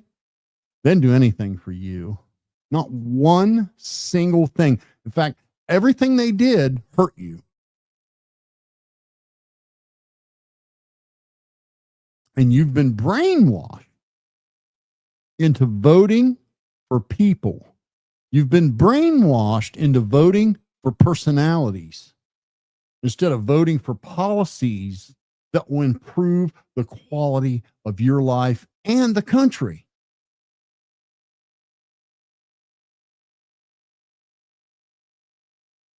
You know, Trump is 100% confident that if they let him do what he wants to do, in 3 years, we could get rid of federal income tax, and every American would actually get a dividend check at the end of the year. Because we'd be taking in so much money. There is not a country in the world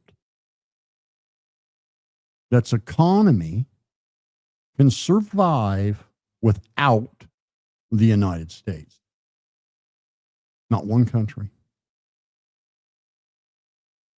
We're the largest economy in the world. We're the largest buyers in the world. We're the largest humanitarians in the world. And they need us. We don't need them.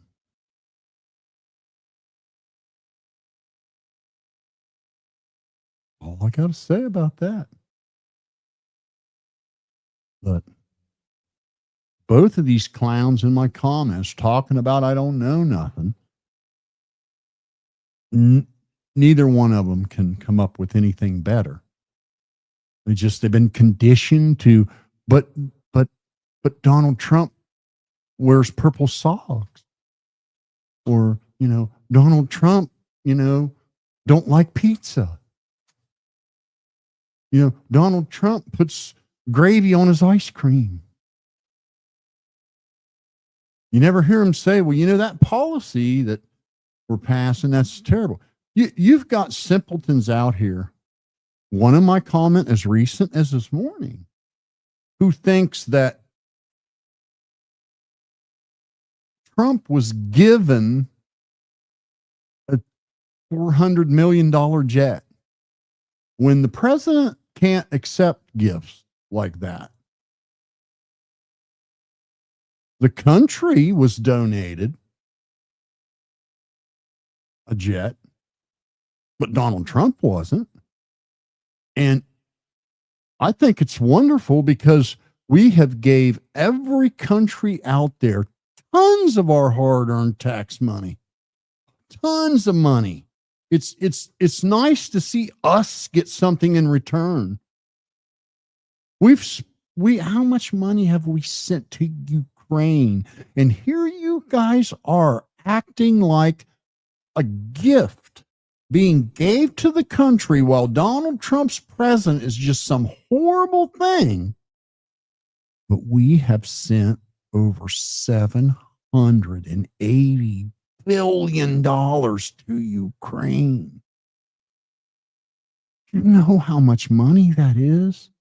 You could repave every single interstate in the entire country and replace every bridge and have money left over. And here you guys are. You're brainwashed by the media, all worried about some jet that was donated to the Air Force. While the man you voted into office gave another country $780 billion, and his son was rewarded handedly for that.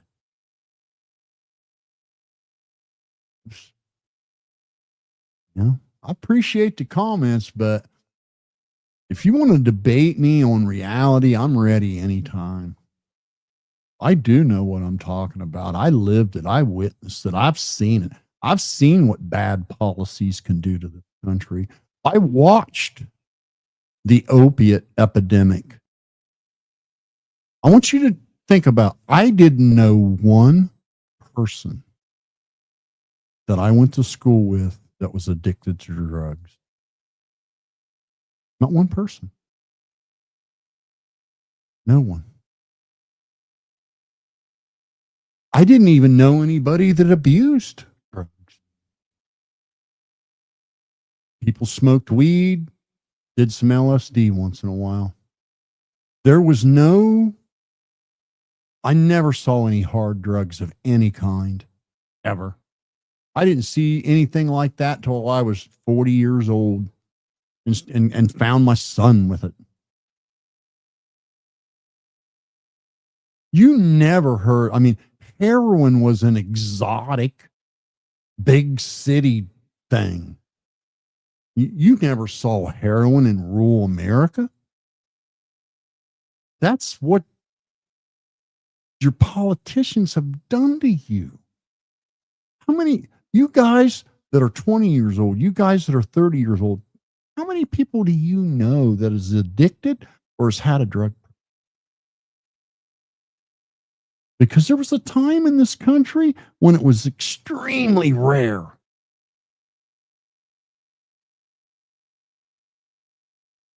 And you've got a president that's willing to fix that stuff for you for free. And you're letting a bunch of talking heads on the TV dangle shiny stuff in your face and distract you.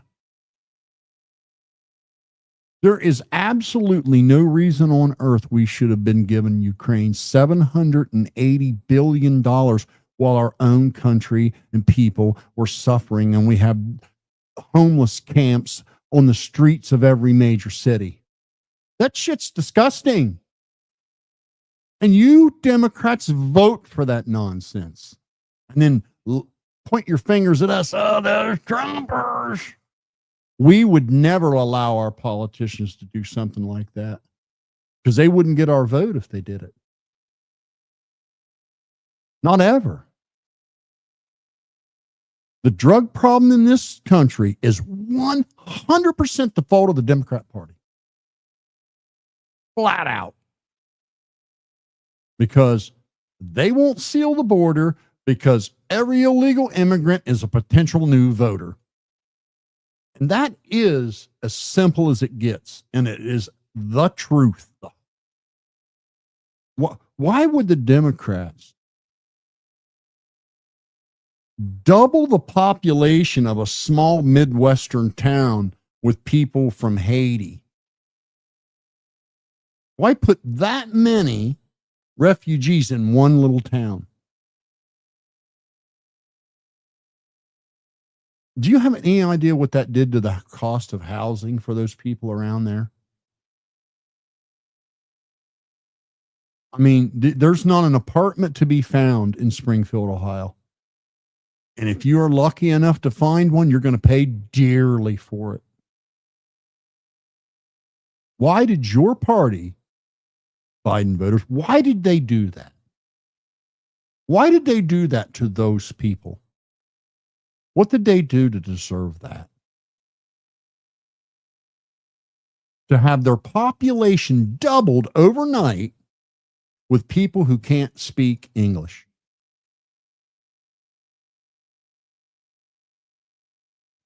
Why would you vote for that? Why would you support that? They could have put 10 here, 10 there, 10 here, 10. Oh, no. You know why they did it? Because they wanted to turn that district blue. Period. So they care more about votes than they do people.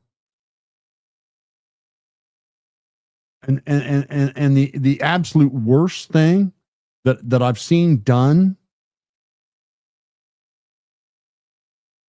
is turning all these immigrant children loose with total strangers and then never checking on them. They don't even know where they are. 80,000 kids they're projecting. are missing. No, don't know what happened to them in your party, the people you voted for. Brought those kids into the country and turned them over to adults that they did not know and were no relation to, and let them disappear with them. Why would you support something like that? And you can't, it didn't happen. No, it did happen. It absolutely did happen. There's no denying it at this point. And here you are asking me if we have buyer's remorse because Elon Musk had a ex-girlfriend hissy fit and was just throwing out mean words that were baseless and no merit. In fact, it wouldn't bother me one bit. One bit. Knowing what the alternative is with unbelievable the crap we've been put through the last 4 years. And you too. This is the thing that I don't understand. It's not like just Republicans were screwed over for the last 4 years. You all were. Every one of us were. They took $780 billion of your money and they gave it to some dude in Ukraine, and there's no accounting for it at all.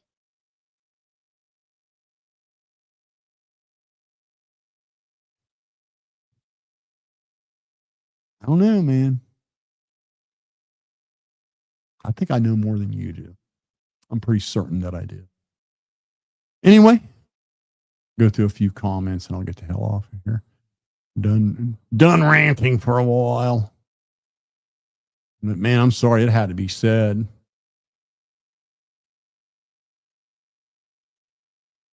Huh. Yeah.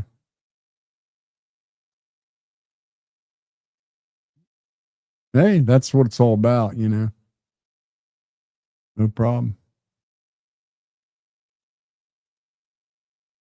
You know. Hey, Dagburn.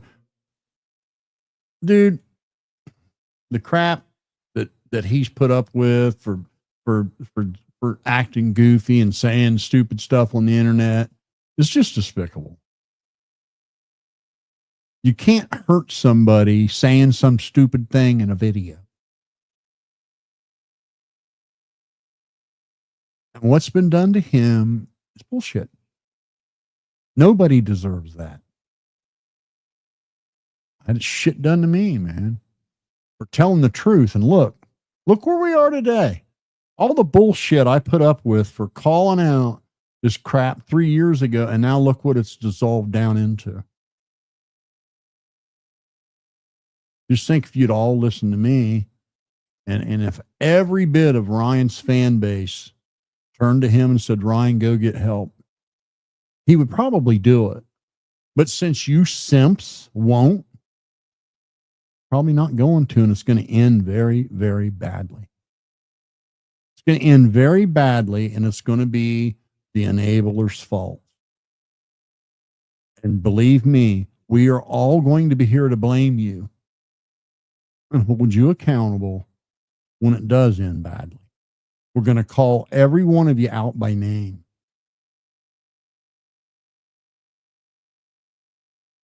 If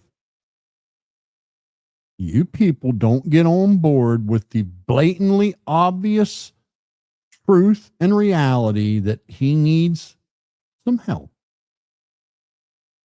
it's going to end very badly. We're going to blame you.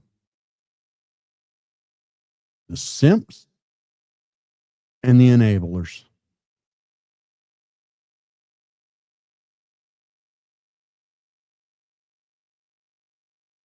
Read a few comments. Yeah.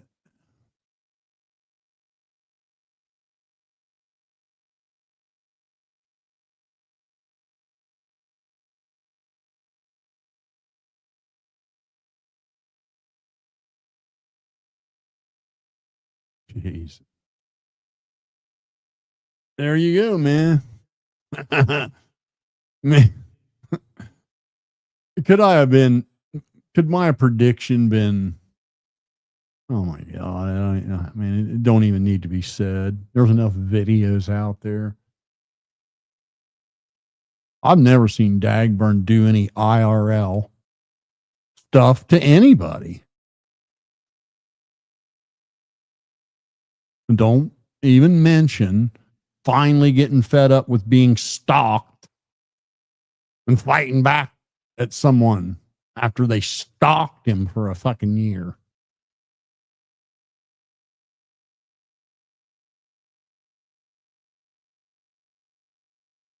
Yep, it has, man. I've never seen it. It was bad when at the end of the Vietnam War, for some of you young folks.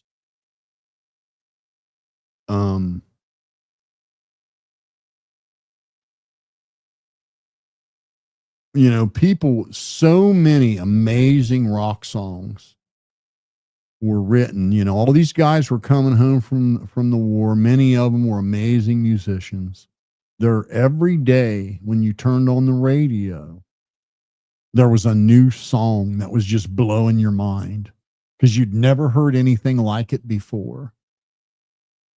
You know, we didn't have songs where it was like verse, chorus, bridge, lead break, verse, chorus, lead out, right? The really cool structure of a rock and roll song that we all love. We never heard that shit before. And now you turn on the radio every day and you're hearing Steppenwolf and The Who, and just, oh my God, it was just mad. It was just so awesome. And soldiers were coming home from the war, and at the on the base in Vietnam, you could buy stuff duty free, no tax. So these guys were coming in from Vietnam with super high end audio equipment that they got dirt cheap. I mean, these guys were coming in with Sansuis and Marantz and just all kinds of awesome equipment and turntables and reel to reels and new rock songs on the radio every single day, new bands every single day you're hearing about. And, you know, back then you never even knew what your favorite band looked like until you went and bought the album, and maybe there was a picture in there, or you might see him on late night Ed Sullivan's show or the Midnight Special. I'll never forget the first time I saw Kansas. I had heard several of their songs, but didn't know what they looked like. And man, I was so blown away that they were all these big, hairy biker looking dudes. But anyway, where was I? Guys were coming home from Vietnam. A lot of my oldest brother's friends, and many of them didn't come back. And, but people were turning on them because the media had started to paint them as monsters, when in reality, they were just doing what they were told to do by their government. And they were being called monsters. They were being spit on. Soldiers were coming off the plane, and people were spitting on them, throwing stuff at them. And a bunch of students at Kent State here in Ohio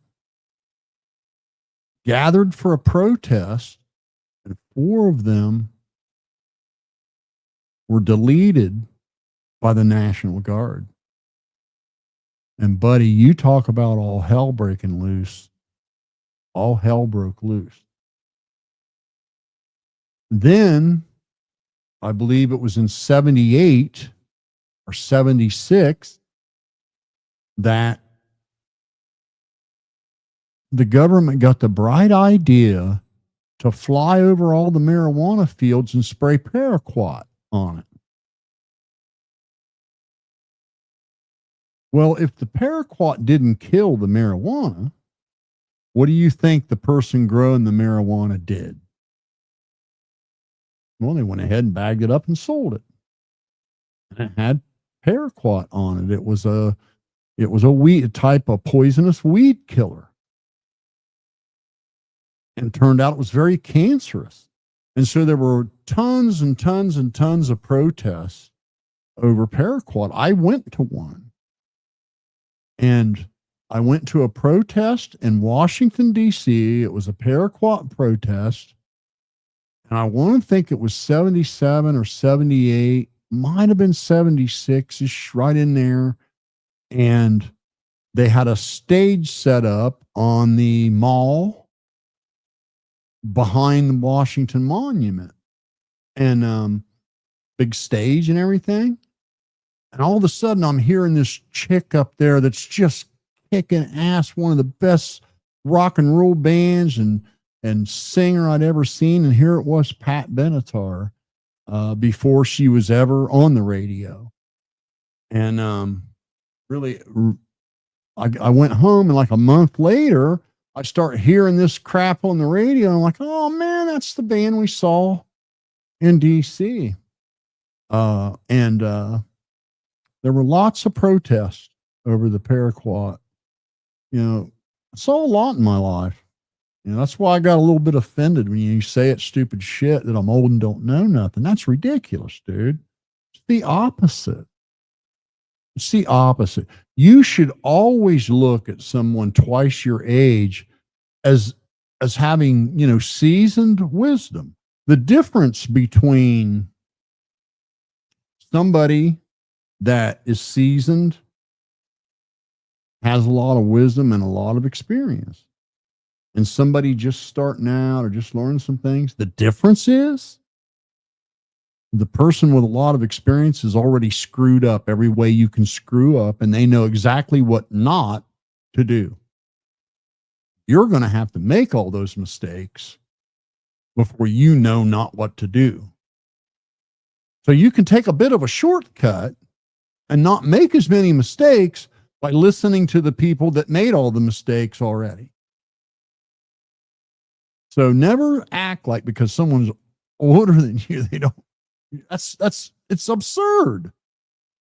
I've always had respect for my elders. I know goddamn well they've seen a lot more than me. There was a guy that lived next to my mother. Grew up in sunny South Alabama. She was a logging gypsy for Scotch Lumber Company. And what a logging gypsy was is they had these logging trains, actual trains, okay? And they would build tracks into the forest. And they had these little train cars that were like made into houses. And they would set the train cars off in the forest, and the workers would live in the train car houses as they logged that part of the forest. And then another crew was building track further into the forest. And then when they had that area cleared, they put the little car houses back on the train, and they went further into the forest. And that's the way my mother grew up.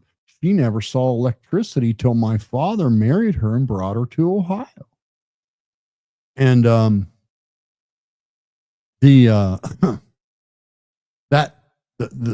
was an old man. Her sister remained in Selma, Alabama, and my mom was at the march there in Selma. Her and her sister both. They got those pictures.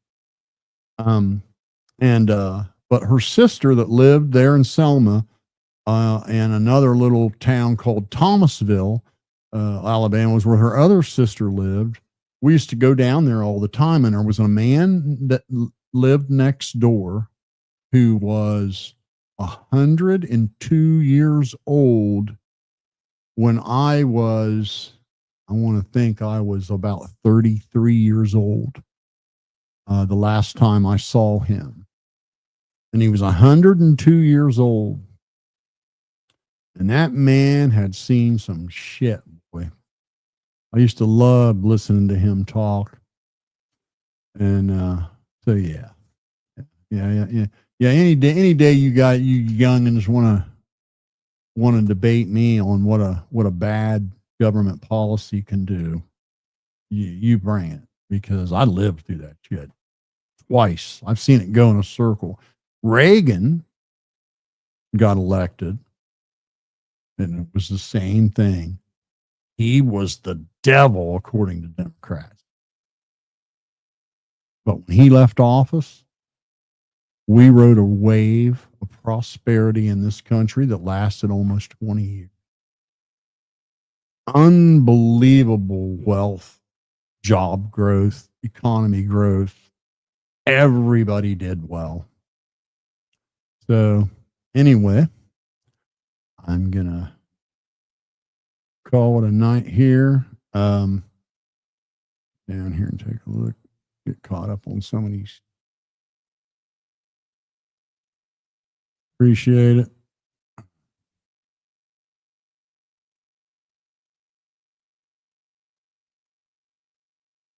Yeah, my mother, after when they worked on the Scotch lumber, and if you ever talk to people in Alabama and you mention Scotch lumber, they're all going to know what it is. Paper trees. And she then moved to a town called Sunny South. And it is a dirt crossroads still today. And on that dirt crossroad is a can't remember the name. It's a gas station. I'm trying to remember what brand, but it's a gas station that looks like it's straight out of the 40s. They've not taken anything down. The sign's still there. The storefront's still there. The gas pumps are still there. It's the coolest thing ever. And you can go in there and get a bottle of pop and a bag of chips. Shit, it's cool, man. They've got newer gas pumps, but they left the old, like they kept the whole front like the way it always was. And over around on the side, they've got a modern pump for gas. And yeah, it's really cool. They've even got a couple of the old pop machines out front that still work. Really cool. Anyway, I got to get off of here, guys. Appreciate you tuning in. And Deerdorff, dude, yeah, if you listen, maybe you won't, but there's nothing you can do, dude. You can't. All you can do is just let him know that you'll be there when he's ready. And if you respond to him, he's going to respond and just hurl insults at you. That's what's going to happen. So hopefully you get with Cousin Billy. You get with fucking failed manager. You get with mom. And you guys need to figure something out, man. Because if you don't, it's not going to end well. It's just not. It never does. Appreciate you, man. Thank all you guys for tuning in. I really do appreciate it. Y'all have a good evening.